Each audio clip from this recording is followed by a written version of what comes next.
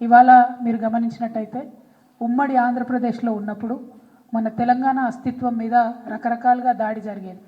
అది మన భాషను అవహేళన చేయడం కావచ్చు, మన యాసను అవహేళన చేయడం కావచ్చు, మన దగ్గర కవులు కళాకారులు లేదనడం కావచ్చు, లేకపోతే మన పాటలు కాకుండా మన పాటలను మరిపించేటటువంటి ఇంకొక పాటలను ప్రభుత్వ వేదికల మీద పాడించడం కావచ్చు, మనకు మన పండగలను అవహేళన చేయడం కావచ్చు, మన పండగలకు ప్రాధాన్యత ఇవ్వకపోవడం కావచ్చు, మన దగ్గర ఉండేటటువంటి గంగా జమున తహజీబ్ని అవమానించే విధంగా మాట్లాడడం కావచ్చు.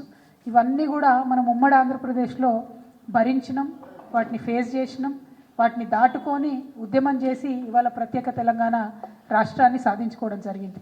ప్రత్యేక తెలంగాణ రాష్ట్రం సాధించుకున్న తర్వాత కేసీఆర్ గారు పెద్దలు ముఖ్యమంత్రి అయిన తర్వాత మరి చిన్నది పెద్దది అని చూడకుండా అది పాలపిట్ట అయినా, తంగేడు పువ్వు అయినా, జమ్మి చెట్టు అయినా, కృష్ణ జింక అయినా అన్నీ కూడా అధికారిక చిహ్నాలుగా ప్రకటించుకుంటూ, అట్లానే బతుకమ్మ పండుగ అయినా, బోనాల పండుగ అయినా వాటిని రాష్ట్ర పండుగలుగా ఆనాడే కేసీఆర్ గారు గుర్తించడం జరిగింది.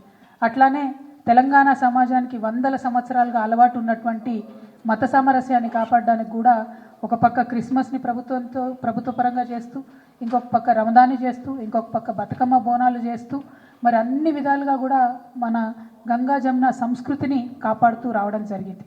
మరి ఇవాళ 10 ఏళ్ళు బీఆర్ఎస్ పాలన తర్వాత ఒక రికార్డ్ లాగా ఒక చిన్న మత సాధించుకోవడం జరిగింది. ఇవాళ కాంగ్రెస్ ప్రభుత్వం వచ్చింది.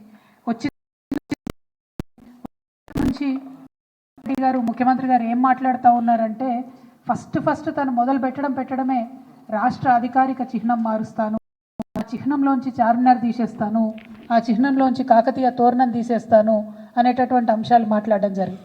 మళ్ళీ ఏమైందో ఎవరు బుద్ధి చెప్పినరో పెద్దగా దాని జోలికి పోకుండా అది విరమించుకున్నట్టుగా అనిపించింది. ఆ తర్వాత మళ్ళీ ఏ పండగ వచ్చినా కూడా దాన్ని చేయకుండా, అంటే రమదాన్ పండుగ వచ్చింది, దానికి తోఫా ఇవ్వలేదు. బతుకమ్మ పండుగ వచ్చింది, మా ఆడబిడ్డలకు చీరలు ఇవ్వలేదు.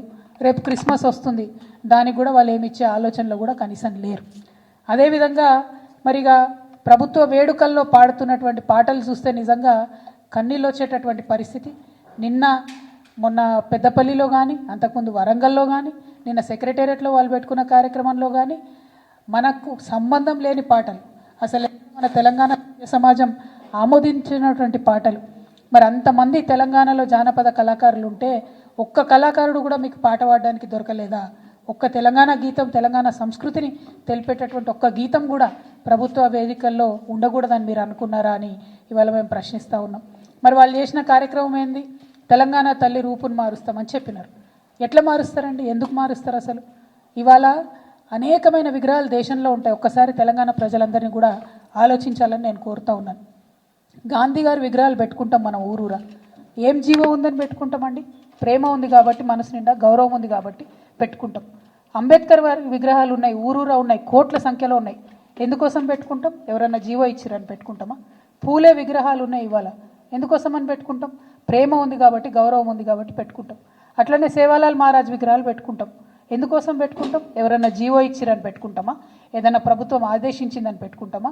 ఎందుకోసం అని పెట్టుకుంటాం?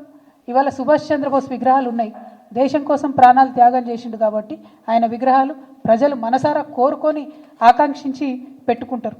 మరి శివాజీ విగ్రహాలు ఉన్నాయి ఇవాళ, చాలా పెద్ద ఎత్తున యువతంతా కూడా పెట్టుకుంటూ ఉంటారు కలిసి. ఎందుకోసం పెట్టుకుంటారు? ఎవరైనా జీవో ఇచ్చిరని పెట్టుకుంటారా? మరి తెలంగాణ తల్లి విగ్రహాలు కూడా వేల సంఖ్యలో ఉన్నాయి ఇవాళ, ప్రతి గ్రామంలో ఉన్నాయి, ప్రతి చోట ఉన్నాయి. కొన్ని పెద్ద గ్రామాలలో అయితే 2-3 ఉన్నాయి. ఎందుకోసం పెట్టుకున్నాం? అవి ఆనాడు ఉద్యమంలో మాకు స్ఫూర్తి నింపినటువంటి తల్లి కాబట్టి, అమ్మ కాబట్టి పెట్టుకున్నాం. ఇక ఆ భరతమాత విగ్రహాలు ఉన్నాయి, లేవా భరతమాత విగ్రహాలు? దానికి జీవో ఇచ్చిండ్రా? కేంద్ర ప్రభుత్వం జీవో ఇచ్చిందా? జీవో ఇస్తేనే జీవో పరంగానే పెట్టుకున్నామా? లేదు కదా, దేశభక్తితో పెట్టుకుంటాం.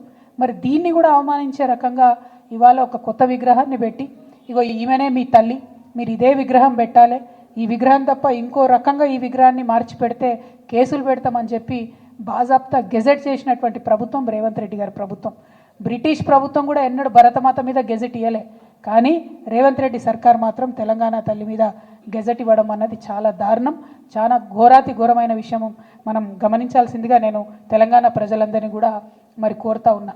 అంటే ఇవాళ కాంగ్రెస్ నాయకులు ఎట్లా మాట్లాడుతున్నారంటే, ఉమ్మడి ఆంధ్రప్రదేశ్లో సమైక్యాంధ్రాన్ని కోరుకునేటటువంటి కాంగ్రెస్ నాయకులు ఏదైతే ఆర్గ్యుమెంట్ తీసుకొచ్చిండ్రో, ఏదైతే మాట్లాడినరో అవే ఇప్పుడు వీరు కొనసాగిస్తున్నటువంటి పరిస్థితి.